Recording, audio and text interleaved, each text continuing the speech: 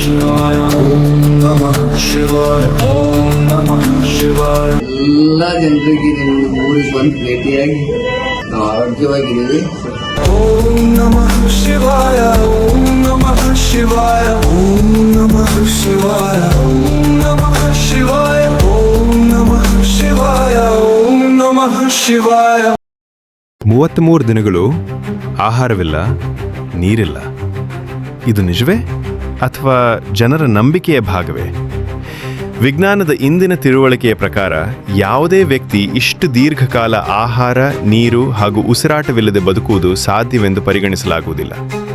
ಆದರೆ ಕರ್ನಾಟಕ ರಾಜ್ಯದ ಗದಗ ಜಿಲ್ಲೆಯ ಅಂತೂರು ಬೆಂತೂರು ಗ್ರಾಮದ ಶ್ರೀ ಬೂದೇಶ್ವರ ಮಠದಲ್ಲಿ ನಡೆದ 33 ದಿನಗಳ ಸಮಾಧಿ ಯೋಗದ ಕುರಿತು ದೇವಸ್ಥಾನ ಮತ್ತು ಸಾವಿರಾರು ಭಕ್ತರು ಹಂಚಿಕೊಂಡಿರುವ ವಿವರಗಳು ರಾಜ್ಯದಾದ್ಯಂತ ಕುತೂಹಲ ಮೂಡಿಸಿವೆ.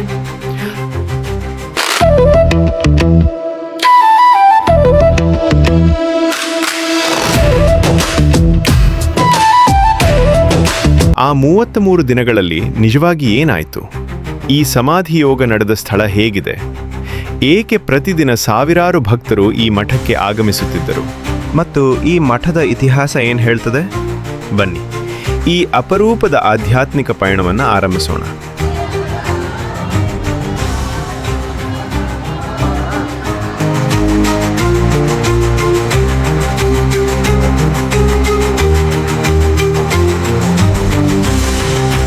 ಪ್ರತಿದಿನ ಸಂಜೆ ಬಸವಪುರಾಣ ಪ್ರವಚನ ನಡೆಯುತ್ತಿತ್ತು.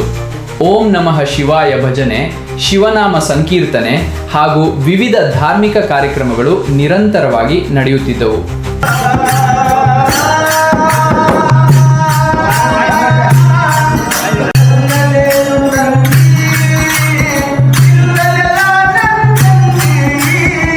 ಸ್ನೇಹಿತರೆ, ಸಾಮಾನ್ಯವಾಗಿ ನಮ್ಮ ಅಟ್ಟಹಾಸ ಚಾನೆಲ್ನಲ್ಲಿ ಉತ್ತರ ಕರ್ನಾಟಕದ ಜನಪದ ಹಾಡುಗಳನ್ನು ಮಾತ್ರ ನಿಮಗಾಗಿ ತರುತ್ತೇವೆ. ಆದರೆ ಈ ಬಾರಿ ಒಂದು ವಿಭಿನ್ನ ಪ್ರಯತ್ನ ಮಾಡಿದ್ದೇವೆ. ದೇವಸ್ಥಾನ ಮತ್ತು ಭಕ್ತರು ಹಂಚಿಕೊಂಡಿರುವ ಈ 33 ದಿನಗಳ ಸಮಾಧಿ ಯೋಗದ ಕುರಿತು ತಿಳಿಯಬೇಕೆಂಬ ಕುತೂಹಲ ನಮಗೂ ಮೂಡಿತು. ಅದಕ್ಕಾಗಿಯೇ ಈ ಘಟನೆಯ ಇತಿಹಾಸ, ಕಾರ್ಯಕ್ರಮಗಳು ಹಾಗೂ ಇಲ್ಲಿನ ವಿಶೇಷತೆಯನ್ನು ನಿಮ್ಮ ಮುಂದೆ ದಾಖಲಿಸುವ ಸಣ್ಣ ಪ್ರಯತ್ನ ಮಾಡಿದ್ದೇವೆ.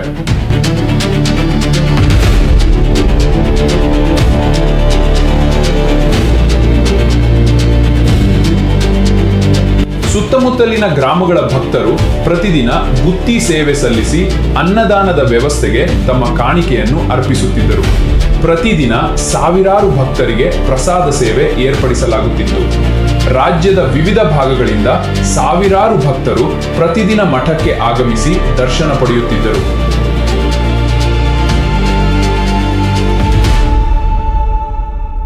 ನೀವು ಈಗ ನೋಡುತ್ತಿರುವ ಈ ಪವಿತ್ರ ಸ್ಥಳವೇ ದೇವಸ್ಥಾನದ ಮಾಹಿತಿಯ ಪ್ರಕಾರ ಪೂಜ್ಯ ಶ್ರೀ ಡಾಕ್ಟರ್ ರಾಚೋಟೇಶ್ವರ ಮಹಾಸ್ವಾಮಿಗಳು 33 ದಿನಗಳ ಸಮಾಧಿ ಯೋಗವನ್ನು ಆಚರಿಸಿದ ಸ್ಥಳವಾಗಿದೆ. ಮೊದಲ ನೋಟಕ್ಕೆ ಇದು ಸಾಮಾನ್ಯ ಕೋಣೆಯಂತೆ ಕಾಣಬಹುದು. ಆದರೆ ಈ ಸ್ಥಳವನ್ನು ನೋಡಿದಾಗ ಸಹಜವಾಗಿಯೇ ಅನೇಕ ಪ್ರಶ್ನೆಗಳು ಮೂಡುತ್ತವೆ. ಈ ಚಿಕ್ಕ ಕೋಣೆಯಲ್ಲಿ ಆ 33 ದಿನಗಳಲ್ಲಿ ಏನಾಯಿತು? ಪ್ರತಿದಿನ ಹೊರಗಡೆ ನಡೆಯುತ್ತಿದ್ದ ಕಾರ್ಯಕ್ರಮಗಳು ಯಾವುವು? ಏಕೆ ಸಾವಿರಾರು ಭಕ್ತರು ಇಲ್ಲಿಗೆ ಆಗಮಿಸುತ್ತಿದ್ದರು? ದೇವಸ್ಥಾನದ ಮಾಹಿತಿಯ ಪ್ರಕಾರ ಈ ಅವಧಿಯಲ್ಲಿ ಸ್ವಾಮೀಜಿಗಳು ಸಮಾಧಿ ಯೋಗದಲ್ಲಿ ನಿರತರಾಗಿದ್ದರು. ಆ 33 ದಿನಗಳ ಕಾಲ ಮಠದಲ್ಲಿ ಭಕ್ತಿಯ ವಾತಾವರಣ ನಿರ್ಮಾಣವಾಗಿತ್ತು. ದಿನದಿಂದ ದಿನಕ್ಕೆ ಭಕ್ತರ ಸಂಖ್ಯೆ ಹೆಚ್ಚುತ್ತಲೇ ಹೋಯಿತು. ಕೊನೆಗೂ ಎಲ್ಲರೂ ಕಾತರದಿಂದ ಕಾಯುತ್ತಿದ್ದ ದಿನ ಬಂದಿತು. 33 ದಿನಗಳ ಸಮಾಧಿ ಯೋಗದ ಅಂತಿಮ ದಿನ. ದೇವಸ್ಥಾನ ಮತ್ತು ಕಾರ್ಯಕ್ರಮದಲ್ಲಿ ಭಾಗವಹಿಸಿದ್ದವರ ಮಾಹಿತಿಯ ಪ್ರಕಾರ ಲಕ್ಷಾಂತರ ಭಕ್ತರು ಅಂತೂರು ಬೆಂತೂರು ಗ್ರಾಮಕ್ಕೆ ಆಗಮಿಸಿ ಪೂಜ್ಯ ಸ್ವಾಮೀಜಿಗಳ ಆಶೀರ್ವಾದ ಪಡೆದರು.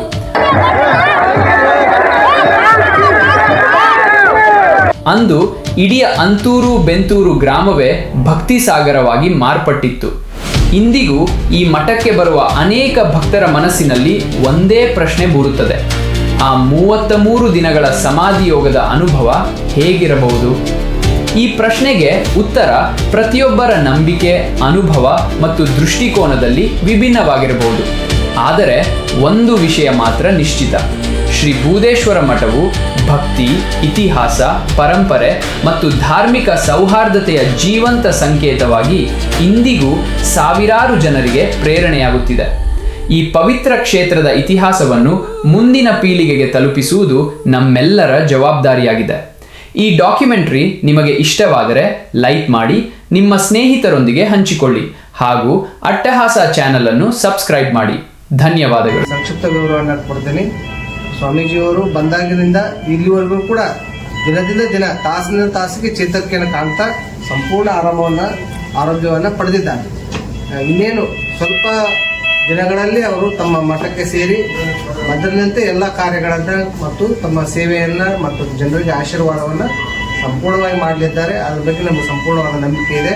ಹಾಗೂ ನಮ್ಮ ವೈದ್ಯ ಚಿಕಿತ್ಸಾ ತಂಡ ಸಾಕಷ್ಟು ವೈದ್ಯರು ಬಂದು ಪ್ರತಿನಿತ್ಯ ಅವರಿಗೆ ಸಾಕಷ್ಟು ಆರೋಗ್ಯದ ಎಲ್ಲ ಮಾರ್ಪಾಡುಗಳನ್ನು ಮಾಡಿ ಅವ್ರನ್ನ ಸಂಪೂರ್ಣ ಚಿಕಿತ್ಸೆಯನ್ನು ಮಾಡಿ ಆರಾಮ ಮಾಡಿದ್ದಾರೆ. ಓಂ ನಮಃ ಶಿವಾಯ. ಓಂ ನಮಃ ಶಿವಾಯ. ಓಂ ನಮಃ ಶಿವಾಯ.